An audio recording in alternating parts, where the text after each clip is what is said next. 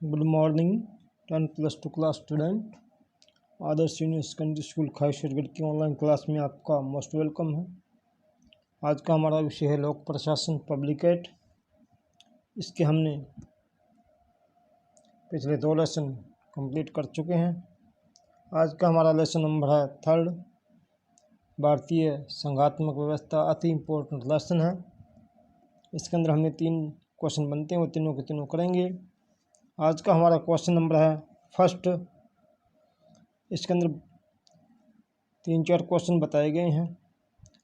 भारतीय संविधान के संघात्मक तत्वों का वर्णन करो, अथवा भारतीय संविधान की संघात्मक विशेषताओं का वर्णन करें, अथवा भारतीय संविधान की मुख्य एकात्मक विशेषताओं का वर्णन करें, अथवा भारतीय संविधान अर्ध संघात्मक है, क्या आप इस बात से सहमत है? तर्कसहित उत्तर दें। अथवा भारतीय संविधान अर्ध संघात्मक का विवेचना करें, अथवा भारतीय संविधान की प्रकृति पर नोट करें। तो इन क्वेश्चनों का लगभग मिक्स बना के दिया गया है। आज हम इसके अंदर ये भारतीय संविधान के संघात्मक तत्वों का वर्णन इस क्वेश्चन के अंदर करेंगे कि संघात्मक तत्व क्या होते हैं, इनके बारे में आपको बताऊंगा। तो आज आपको संघात्मक पहला जो प्रश्न है, इसके अंदर भारतीय संविधान के संघात्मक तत्वों का वर्णन करें, इतना ही करना है। ये इसको बढ़िया ढंग से करना है। फिर इसकी आएगी एकात्मक विशेषताएं या एकात्मक लक्षण, वो करेंगे। तो आज संघात्मक तत्वों का वर्णन करेंगे। आपको ये एक बार बैकग्राउंड में बता रहा हूँ। भारतीय संविधान ने भारत में संघात्मक शासन प्रणाली की व्यवस्था की है कि जो हमारे जो है ये इंडिया के अंदर संघात्मक शासन प्रणाली की व्यवस्था की गई है, और भारतीय संघ को विश्व के संघात्मक संविधानों में से एक विशेष स्थान प्राप्त है कि जो हमारे संविधान को एक संघात्मक तत्वों में विशेष स्थान मिला हुआ है। परंतु भारतीय संविधान की किसी अन्य व्यवस्था की शायद ही इतनी आलोचना हुई है जितने की संघीय व्यवस्था की हुई। इसके अंदर ये प्रश्न उठाया जाता है कि क्या भारत वास्तव में एक संघीय राज्य है, क्योंकि भारत के संविधान में कई प्रकार के उपबंध तथा एकात्मक रुचियां देखकर यह संदेह होने लगता है कि भारत एक संघीय राज्य है या नहीं। भारतीय संविधान में संघात्मक शब्द का प्रयोग नहीं किया गया है। संविधान के अनुच्छेद 1 में भारत को यूनियन ऑफ स्टेट्स कहा गया है। इसके अंदर बनर्जी ने लिखा है कि भारतीय संविधान रूप में तो संघात्मक है, पर भावना में एकात्मक।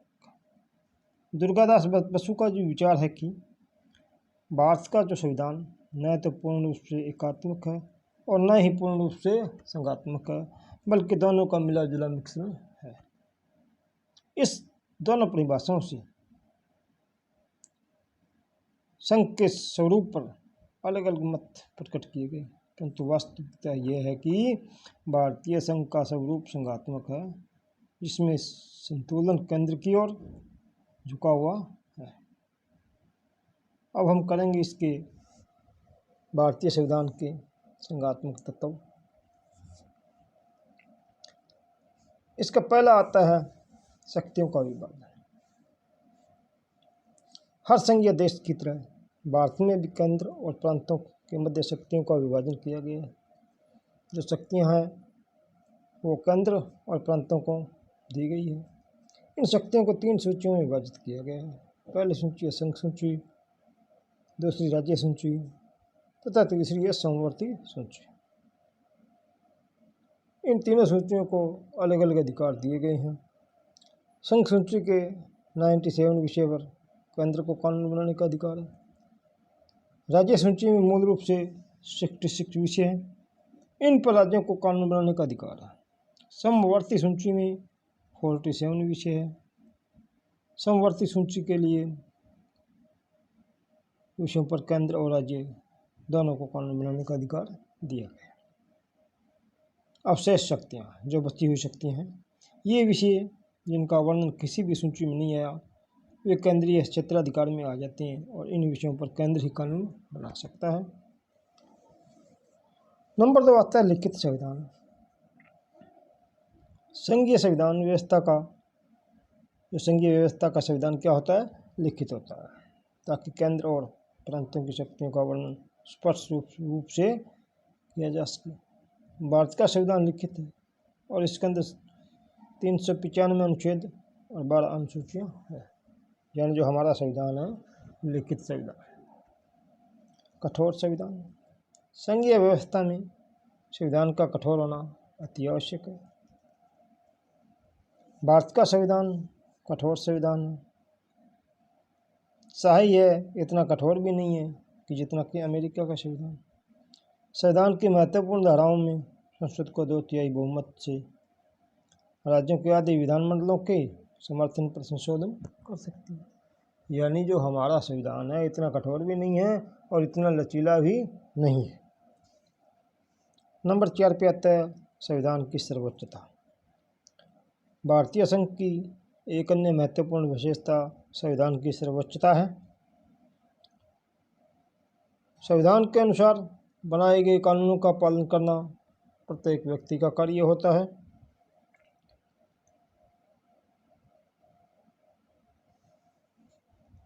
कोई भी व्यक्ति, संस्था, सरकारी कर्मचारी या सरकार संविधान और संविधान के अंतर्गत बनाए गए कानूनों के विरुद्ध नहीं चल सकते। सर्वोच्च न्यायालय और उच्च न्यायालय किसी भी कानून को या कार्यपालिका के आदेशों को असंवैधानिक घोषित कर सकते हैं।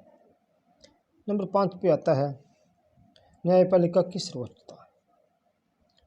भारतीय संघ की एक अन्य महत्वपूर्ण विशेषता न्यायपालिका की स्वतंत्रता है। न्यायालय स्वतंत्र तथा निष्पक्ष है और इसे संघ व राज्यों के आपसी झगड़ों को निपटाने, संविधान की व्यवस्था करने और संविधान की रक्षा करने हेतु कानूनों तथा आदेशों की संवैधानिकता परखने और उसके बारे में अपना निर्णय देने का अधिकार है।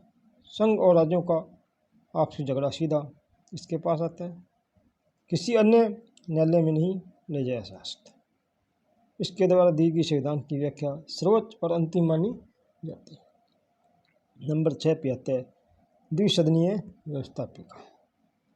संघात्मक शासन प्रणाली में विधानमंडल का द्विसदनीय होना अति आवश्यक होता है। भारतीय संसद के 2 सदन होते हैं, लोकसभा और राज्यसभा। लोकसभा जनसंख्या के आधार पर समस्त देश का प्रतिनिधित्व करती है, जबकि राज्यसभा राज्यों का प्रतिनिधित्व करती है। नंबर 7 और आखिरी इसका संघात्मक तत्व है दोहरी शासन प्रणाली। एक संसदीय अथवा संघीय राज्य में दोहरी शासन प्रणाली होती है। संघ अनेक इकाइयों से निर्मित होता है। संघीय सरकार तथा राज्य सरकार दोनों संविधान की उपज मानी जाती है। जिस प्रकार केंद्र में संसद, राष्ट्रपति, प्रधानमंत्री व मंत्रिमंडल है, उसी प्रकार प्रत्येक राज्य में विधानमंडल, मुख्यमंत्री, गवर्नर तथा मंत्रिमंडल है। केंद्र और राज्य सरकारों के संवैधानिक, प्रशासनिक तथा वित्तीय संबंध संविधान द्वारा निर्धारित किए गए। तो ये थे छात्रवाद के संविधान के संघात्मक तत्व। ये आपको बढ़िया ढंग से याद करने हैं। धन्यवाद।